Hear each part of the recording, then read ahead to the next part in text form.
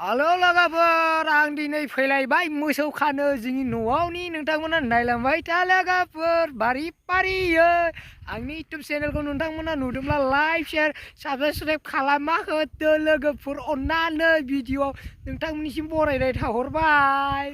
स' नोंथांमोना नायलांबाय था आंनि भिडिअखौ लाइक शेयार साबस्क्राइब खालामना हो लोगोफोर अन्नानै आंनि भिडिअखौ दे लोगोफोर जोबजासे बैनो जाहैदों आंनि न' लोगोफोर स' नोंथांमोना दैलांबारियावबो जोंना न' दङ दे लोगोफोर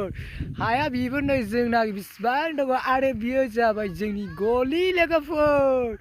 बिसिबां हा दङ आरो ओरैबो गामिनि न' जाजोब्बाय लोगोफोर नोंथांमोना नायलांबाय था स' नोंथांमोना आंनि भिडिअखौ मोजां मोनदोंब्ला लाइक शेयार खालामना होदो आंनि मुङा जाबाय मिन्टु नार्जारि चेनेलाव नोंथांमोना साबस्क्राइब खालामना हो आंनि चेनेलखौ लोगोफोर स' दा मा खालामो लोगोफोर ब्लग भिडिअ खालामलायबाय लोगोफोर नोंथांमोना नायलांबाय था आंनि भिडिअखौ नोंथांमोना आंनि भिडिअखौ मोनदोंब्ला लाइक शेयार साबस्क्राइब खालामना गावसिलाना होजोब साबस्क्राइबखौ लोगोफोर स' नोंथांमोना आंनि भिडिअखौ नुलांबाय थागोन गोदान भिडिअखौ नुगोन स' नोंथांमोना आंनि भिडिअखौ नुदोंब्ला लाइक शेयार साबस्क्राइब खालामना होदो दे लोगोफोर गोदान भिडिअ नुनो मोनफिनगोन आंथ' गोदान हगारबाय थागोन आरो दानि समबारावहाय बहत दङ नालाय लोगोफोर बहतनावबो भिडिअ खालामगोन नोंथांमोना नायलांबाय था आंनि नायग्रा गुदैफोर नोंथांमोना नायलांबाय था नोंथांमोना नुलांनो मोनगोन दे लोगोफोर मोजाङै नायलांदो फारि फारियै आं देखायलांसिगोन देन्द्रेन दे आंनि मोसौआ माबेसे दं बेखौ देखायलांगोन आंना मोसौआ बैग्रि बारियाव दङमोन माखासे मालायफोरनि खानानै गालांदों ओरैबायदि जायगाया नै सिनारि थारना लोगोफोर सेलफि लानोबा जोबोर मोजां आरोखि ना गोबां मोजांथार नोंथांमोना नायलांबाय था आंनि भिडिअखौ नोंथांमोना आंनि भिडिअखौ नुदोंब्ला लाइक शेयार साबस्क्राइब खालामना होदो दै लोगोफोर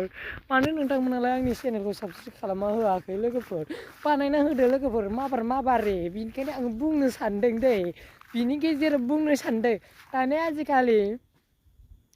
आजिखालि सिख्लाफोरा ओरैबायदि आरोखि ना गारि मथर धोन सम्पति गोनांखौल' गोसोथोयो जोंफोरबायदिखौ गोसोथोआ नालाय लोगोफोर दा आंना साबस्क्राइब जाबाय